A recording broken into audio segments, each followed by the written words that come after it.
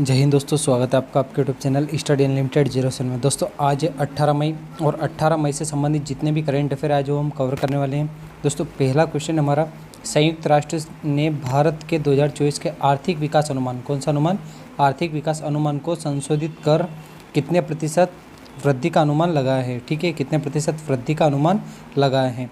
तो दोस्तों देखिएगा यहाँ पर ऑप्शन है आपके पास 6.2%, 6.5%, 6.9% या 6.7%। तो इसका सही आंसर रहेगा 6.9%। ठीक है, अब देखिए रिपोर्ट में पूर्वानुमान लगाया गया है कि भारतीय अर्थव्यवस्था 2024 में 6.9% तथा 2025 में 6.6% की वृद्धि करेगी। ठीक है, इससे पहले संयुक्त राष्ट्र विश्व आर्थिक स्थिति और संभावनाएं यानी कि WSP 2024 रिपोर्ट में भारत के लिए 6.2% की GDP की वृद्धि का अनुमान लगाया गया था।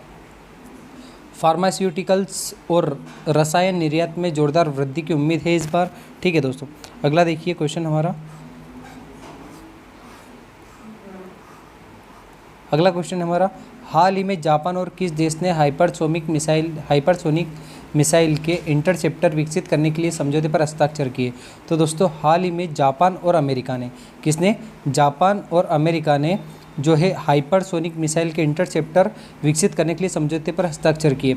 अब समझौते के तहत दोनों देश 2030 तक, कब तक, 2030 तक इंटरसेप्टर विकसित करने वाले योजना बना रहा है। हाइपरसोनिक मिसाइल को रोकना मुश्किल होता है क्योंकि वह ध्वनि की गति से 5 गुना अधिक तेज़ी से उड़ते हैं। क्या उड़ते हैं, ध्वनि की गति से 5 गुना अधिक तेज़ी से उड़ते हैं। उनके प्रक्षेप पथ अनियमित होते हैं। क्या होते हैं, अनियमित होते हैं। ठीक है, तो याद रखिएगा जापान और अमेरिका ने हाइपरसोनिक मिसाइल के लिए इंटरसेप्टर विकसित करने के लिए समझौते पर हस्ताक्षर किए। ठीक है, अगला क्वेश्चन है हमारा, हाल ही में किस देश के डेंगू के दूसरे टीके को WHO द्वारा प्री क्वालिफाइड कर दिया गया है। तो दोस्तों अभी जापान की एक जो दवा निर्माता कंपनी है, कौन, जापान की एक दवा निर्माता कंपनी जिसका नाम है टेकोडा फार्मास्यूटिकल्स द्वारा, ठीक है, कौन सा, टेकोडा फार्मास्यूटिकल्स, इसके द्वारा WHO ने इनके टीके को प्री क्वालिफाइड कर दिया गया है और टीके का नाम है TAK-003, कौन सा, TAK-003, इस नाम से आने आता है यह। अब दोस्तों इस जीवित क्षीण टीके में डेंगू का कारण बनने वाले वायरस के 4 सीरोटाइप के कमज़ोर संस्करण शामिल हैं। TAK-003 6 से 16 वर्ष की आयु के बच्चों को दी जा सकती हैं, जिसमें डेंगू होने की संभावना तथा संक्रमण की तीव्रता की संभावना अधिक होती हैं। अब जो डेंगू है वो किस मच्छर से फैलता है, तो वो फैलता है मादा एनाफिलीज मच्छर नामक के काटने से। ठीक है, अब डेंगू से शरीर में प्लेटलेट्स कम हो जाती है। क्या होते हैं, प्लेटलेट्स कम हो जाते हैं। ठीक है, अगला क्वेश्चन देखिए,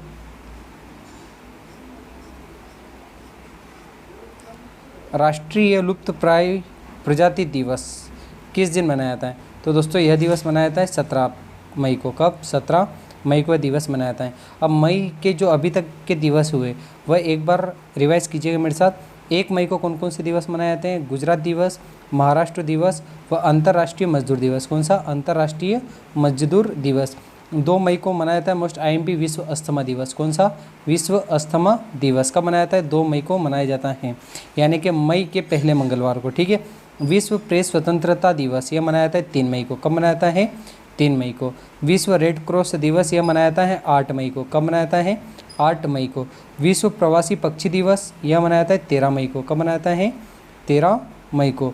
और दोस्तों 16 मई को कौन सा दिवस मनाया जाता है, तो इस दिन 2 दिवस मनाया जाता है। पहला है आपका अंतर्राष्ट्रीय प्रकाश दिवस और दूसरा है राष्ट्रीय डेंगू दिवस। ठीक है, और आज मतलब 17 मई के दिन एक और दिवस मनाया जाता है, राष्ट्रीय लुप्तप्राय प्रजाति दिवस के अलावा विश्व दूरसंचार और सूचना समाज दिवस। ठीक है, आगे देखिए,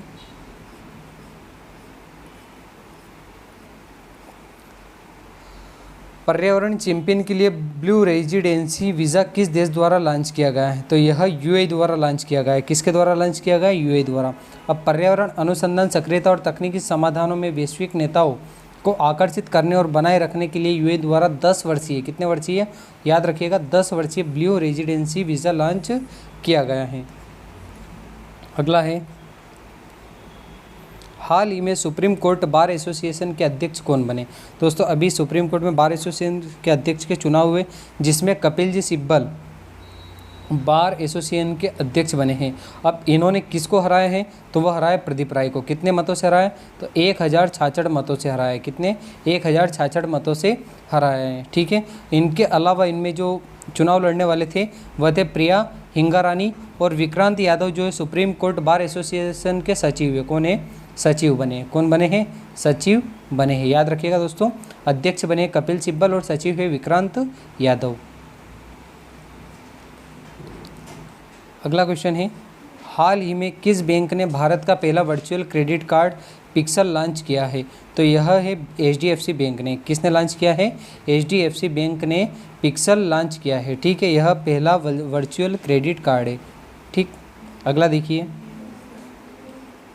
हाल ही में किस देश ने दुनिया का पहला 6G डिवाइस लॉन्च किया है? तो यह जापान ने लॉन्च किया है। किसने? जापान ने। अब यह जो है, जो 5G है उससे 20 गुना ज़्यादा पावरफुल रहता है। वह इसका जो एरिया रहता है वह रहता है 300 फीट कवर करता है। कितना कवर करता है?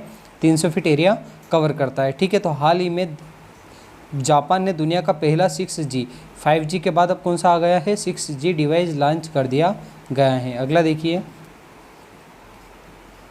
हाल ही में फ़ोनपे ने किस देश में UPI सेवा शुरुआत की है?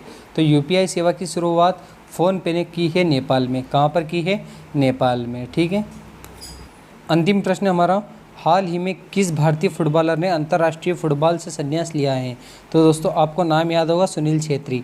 कौन? सुनील छेत्री ने अंतर्राष्ट्रीय फुटबॉल से संन्यास ले लिया गया है। ठीक है दोस्तों, अगर आपको वीडियो पसंद है लाइक कीजिए, शेयर कीजिए, सब्सक्राइब कीजिए। मिलते हैं कल के करंट अफेयर के वीडियो में। जय हिंद।